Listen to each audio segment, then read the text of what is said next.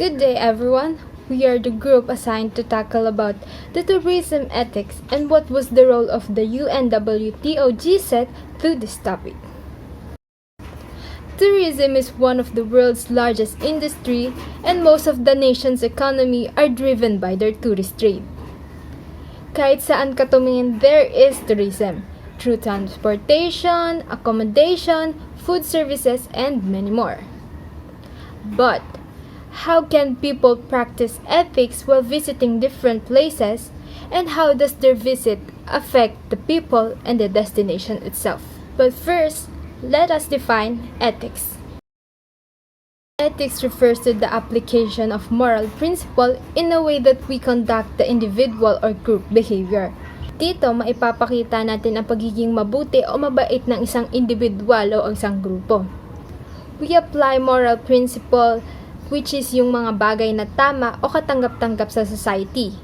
And in tourism industry, it is very important because we prioritizes the satisfaction of our consumers. What is ethical tourism? Ethical tourism, as said, ay ang turismo kung saan magbe-benefit ang mga tao, like having better incomes to families living in that area kung bibili ang tourist ng products and services locally. And for people to be responsible enough to care for the environment kahit saan man sila magpunta. A brand new role for consumers in the tourism market. From these three trends na iko-considera ng consumers or tourists ang pagbisita sa isang destination. First bullet, the thirst for different and more exciting holidays. Of course, people always wanted something new and thrilling every time they visit a destination. Kung wala ang isang place ng mga nabanggit, ay of course maghahanap ang tourist ng ibang lugar na mag-o-offer sa kanila ng ganito. Second, there is a growing realization of the negative impacts of tourism.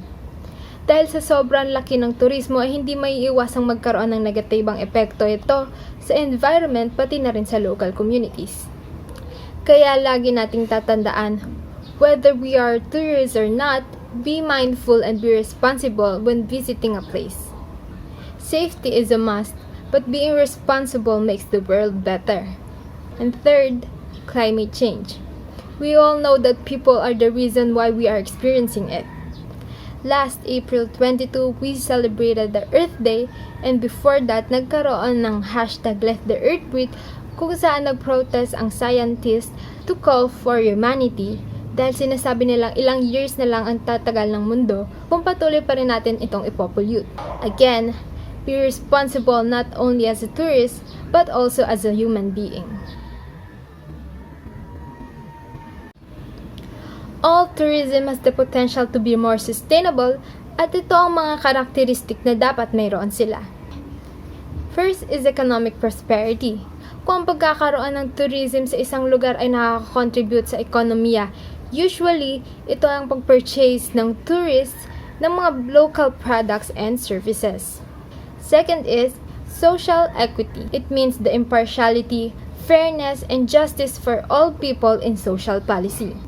Kapag sinabing equity, ito ang patas o pantay na pagbibigay to the people of society based on their needs. Let's look at the picture with three different people. On the left side, they are given similar blocks which shows equality. Dahil binigyan sila ng pare-parehong bagay, ngunit hindi pa rin lahat ay magagamit yon since yung naka-wheelchair ay hindi naman pwedeng pumatong doon. Then, let's look on the right. It shows equity. Dahil kahit iba-iba sila ng mga bagay na natanggap, nagawa naman nito ang purpose which is yung mapagbigyan silang lahat na makanood ng game sabay-sabay.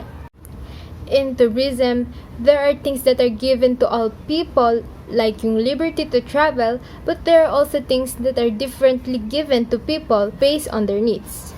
Examples are the things offered to the PWDs in order to make traveling accessible for them.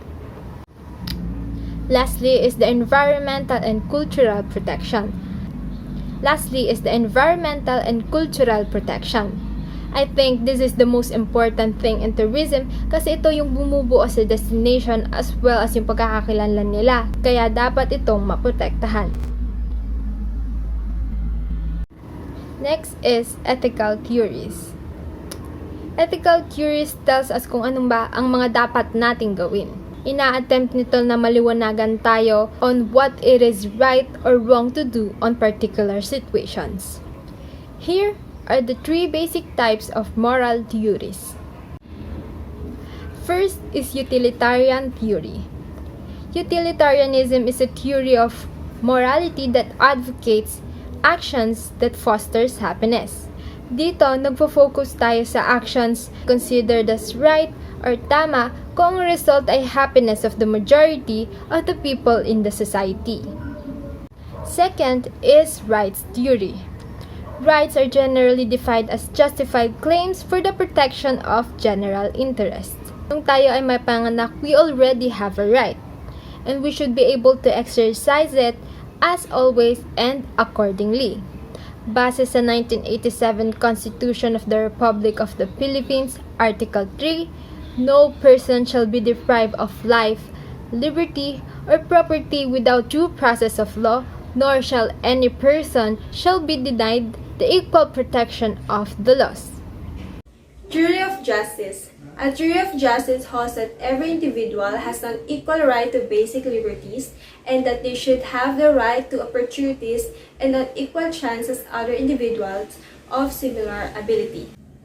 For example, better jobs and promotion opportunities for minors and women, financial support for education, financial and managerial help aimed to improving health and medical care, a safe working environment, leadership and financial support for urban renewal, reduction of environment pollution.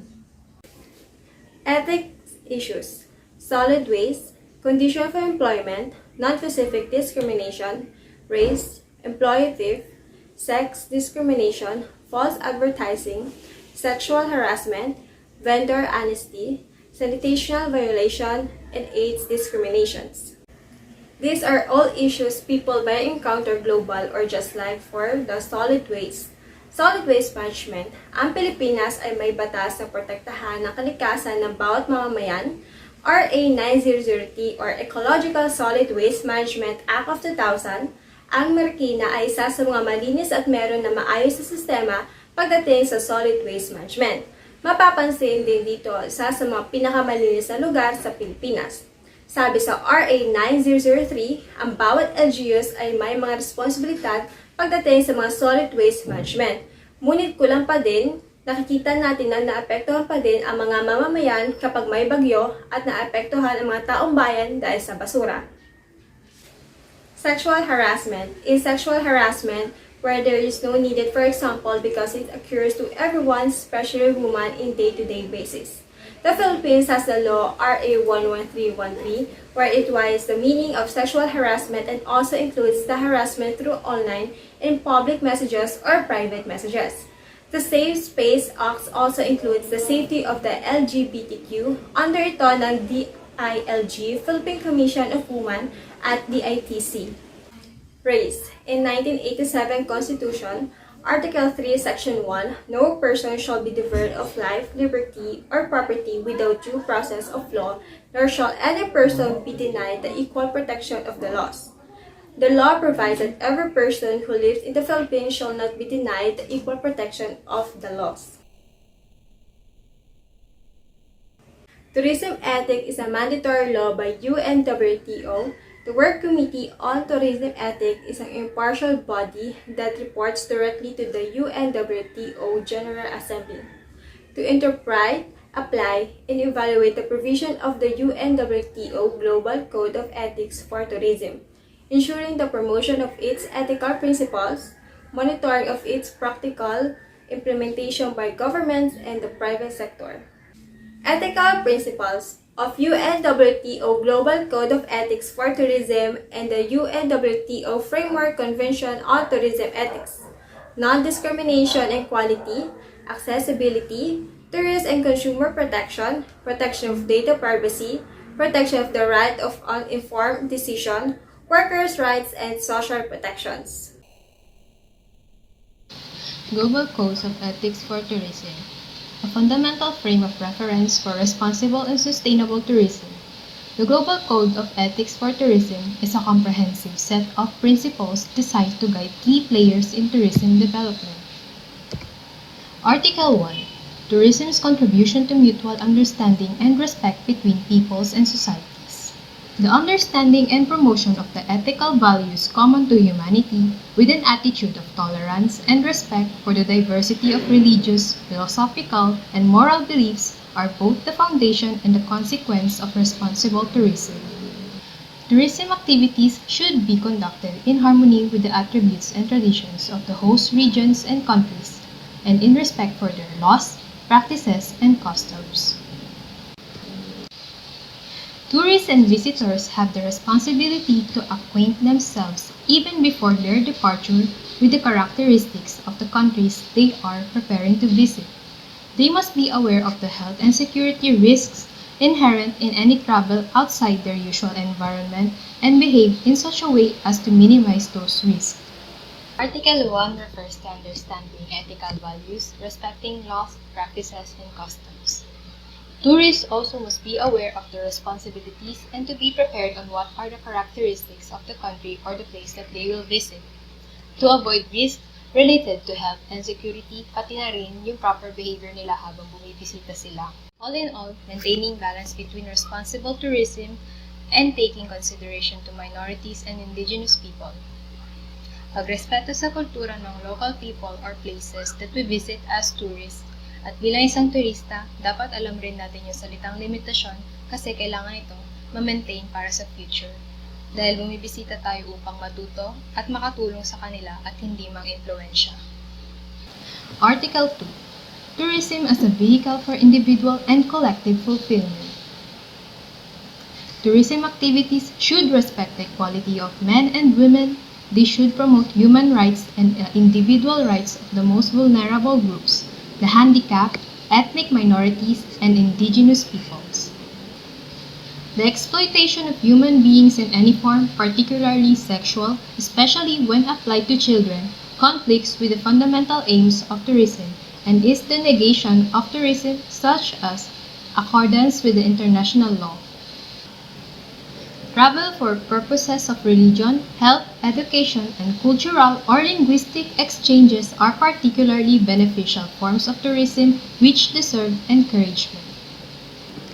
The introduction into curricula of education about the value of tourist exchanges, their economic and social, cultural benefits, and also their risks should be encouraged. In Article 2, it should give more importance to all individuals and promote human and individual rights to ethnic minorities and indigenous people. We should also promote linguistic exchange that will be a particularly beneficial form of tourism. Section 1 is associated with the first article, which is yung pagrespeto at pag-alam sa mga limitasyon bilang isang turista. Section 2 talks about the equality of men and women regardless of their social status and being part of indigenous people and ethnic groups. Traveling with the purpose of educational, cultural, and linguistic approach. This helps the community to grow more influence to the tourists at pwede nila ito maalala at balik-balikan. Article 3. Tourism, a factor of sustainable development. Nature tourism and ecotourism are recognized as being particularly conducive to enriching and enhancing the standing of tourism, provided they respect the natural heritage and local populations and are in keeping with the carrying capacity of the sites. All forms of tourism development that are conducive to saving rare and precious resources, in particular water and energy. Tourism infrastructure should be designed and tourism activities programmed in such a way as to protect natural heritage composed of ecosystem and biodiversity to preserve endangered species of wildlife.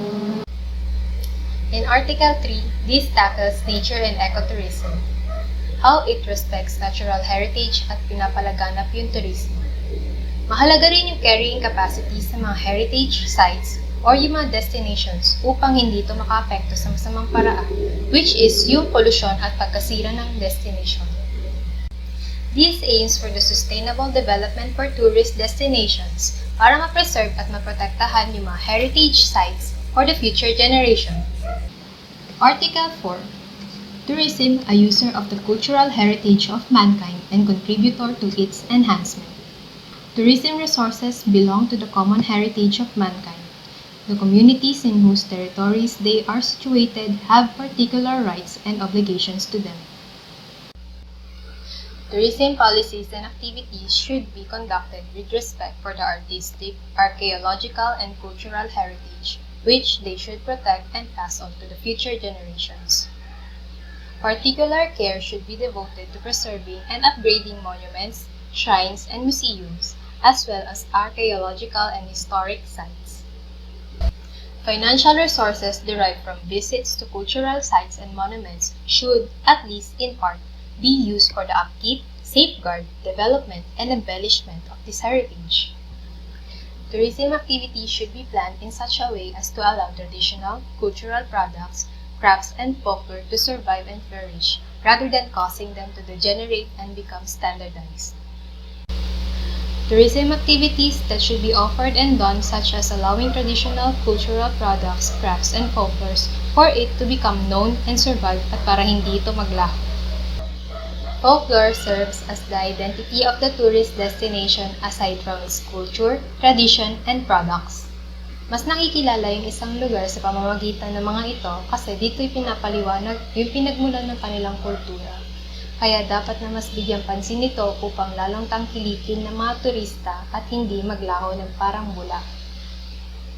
In Article 4, this talks about the resources where common heritage of mankind they belong have the rights and obligations of the communities when it comes to territories, and financial resources that should also be kept and used for the development of the said heritage sites. And now, let's proceed to Article 5, entitled Tourism of Beneficial Activities for Host Countries and Communities. It has 4 subsections. In subsection 1, sinasabi na local population should be associated with tourism activities. Ibig sabihin, yung mga tourism activities is beneficial din siya sa ating ekonomiya, including the social and cultural aspect. At dahil din doon, nagkakaroon ng maraming oportunidad o trabaho para sa lahat. Sa subsection 2 naman, sinasabi na ang mga batas sa turismo ay dapat ilapat sa paraang makatutulong na itaas ang antas ng pamumuhay ng isang komunidad at matugunan ang kanilang pangangailangan. Sa subsection 3 naman, sinasabi na dapat bigyan din ng pansin ang mga problema sa ating mga coastal areas at sa mga kabundukan na kung saan ang turismo ay madalas na kumakatawan sa isang pambihirang pagkakataon para sa pag-unlad. Sa subsection 4 naman, when we say tourism, we are not only talking about local communities or the government, but we also talk about the private sector. When there's a business, then meron ding turista na can uplift your business.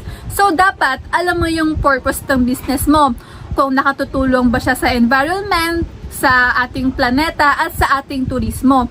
Example is yung mga company na gumagamit ng mga eco bag or ng mga recycled bags. Instead na plastic bag yung gamitin nila, ayun na lang yung ginagamit nila para makatulong din sila sa ating environment at sa ating turismo at the same time. And on the other part, as a tourist, we should also be responsible and disciplined enough to know what is right from wrong. Like for example, when we visit a certain destination or a place, sa simpleng pagtapon ng basura sa tamang basurahan ay makatutulong ka na sa ating environment. Hindi yung itatapon mo sa dagat, sa forest, or kung kahit saan man, dapat itapon mo na sa tamang basurahan. 'Di ba? Ang disiplina kasi manggagaling siya mismo sa atin para makatulong tayo sa ating environment at the same time sa ating tourism. And now, let's proceed to Article 6. It is entitled Obligation of Stakeholders in Tourism Development. It has 6 subsections. In subsection 1, sinasabi dito na tourism activities provide honest information. Dahil bilang isang tourism professional nga, dapat maging honest tayo sa lahat ng mga binibitawan nating information. in terms of pricing, services, activities, or kung ano man yan, dapat maging open at vocal tayo sa lahat. Whether sa client, sa customer, sa tourist, sa passenger, or kung ano man yan, dapat honest tayo sa lahat-lahat dahil transparency is very important. All in all, tourism professionals plays a huge and significant role sa tourism industry dahil sa kanila nakasalalay ang lahat. They implement activities, programs, policies, opportunities para sa lahat. And even nakikipag-ugnayan din sila sa iba't ibang sanga, from the government to local communities or to local authorities ng isang destination para mapanatili ang kaligtasan ng lahat. And now, sa Article 7 naman, which is entitled The Rights of Tourism, it has 4 subsection. Sinasabi naman dito yung prospect of personal access. Meaning, meron tayong direct access sa isang destination and ang obligasyon natin is i-sustain siya at mapanatili. Maging responsable tayo sa paggamit nito. Take the calls that kill nothing but time, or take only pictures, leave only footprints, or yung wag kang magtatapon ng basura sa kung saan-saan sa ating mga tourist destination. At the same time, dapat yung mga authorities is ma-facilitate din yung mga ordinances regarding sa protection and conservation ng ating natural resources. Article 8, it is entitled Liberty of Tourist Movements. Subject for regulation ang liberty when it is a health-related issue like pandemic. Sinasabi rin sa article na ito yung movement ng isang tao from one place to another, or yung tourists and visitors. Like kung pupunta ka man sa ibang bansa, ano man yung kasarian mo, ano man yung nationality mo, ano man yung language mo, there should be no form of discrimination. Nasabi rin sa Article 8, Section 3, yung confidentiality of the data or yung Data Privacy Act ng mga tourists. Dapat alam nating protektahan at natin dapat to ipinagkakalat or ipinag-aalam kahit kanino. Dapat marunong tayong magpahalaga at rumispeto sa impormasyon ng isa't isa. And in Article 9, it is about the rights of the workers and entrepreneur in the tourism industry. Yung subsection 1 sa Article 9, sinasabi dito yung mga karapatan ng mga empleyado in terms of their salary or sa sweldo nila na dapat nabibigay ng garantisado at tama. Nasabi din dito yung salaried and self-employed workers in the tourism industry and related activities have the right and duty to acquire appropriate initial and continuous training. So, ayun na nga, yung continuous training and protection ng mga empleyado ay dapat na maintain din. Pagpapatupad ng mga prinsipyo ng Global Code of Ethics for Tourism. Ang pagsasaayos ng mga stakeholders sa pagpapaunlad ng turismo at dapat ipakita ng parehong mga stakeholder ang mga kanilang intensyon na i-refer ang anumang hindi pagkakaunawaan tungkol sa aplikasyon. At dapat hindi kilalanin ng mga stakeholder sa pagpapaunlad ng turismo ang mga papel ng mga international institution. Idineklara ng Estado ang turismo bilang isang kailangan na elemento ng pambansang ekonomiya at isang industriya ng pambansang interes at kalagahan na dapat gamitin bilang isang makina ng sosyo-ekonomiko at paglago at kultural na paninindigan upang makabuo ng pamumuhunan, foreign exchange at trabaho, isang pinakamahusay ng pambansang pagmamalaki para sa lahat ng mga Pilipino. Section 1. Sa pamamagitan nito ay nilikha ang isang lupon ng paglalakbay at industriya ng turista upang ayusin ang internasyonal na paglalakbay at turismo na may layunin sa pagpapaunlad ng isang maunlad na industriya ng turista sa Pilipinas. Ang lupon ay dapat bubuin ng kalihim ng komersyo bilang tagapagtanggol at ang mga nasa ilalim ng mga kalihim ng ugnayang panlabas, pananalapi, katarungan at public works at komunikasyon ang Pangulo ng Pilipinas, Chamber of Commerce, at ang Pangulo ng Philippine Tourist and Travel Association bilang mga miyembro.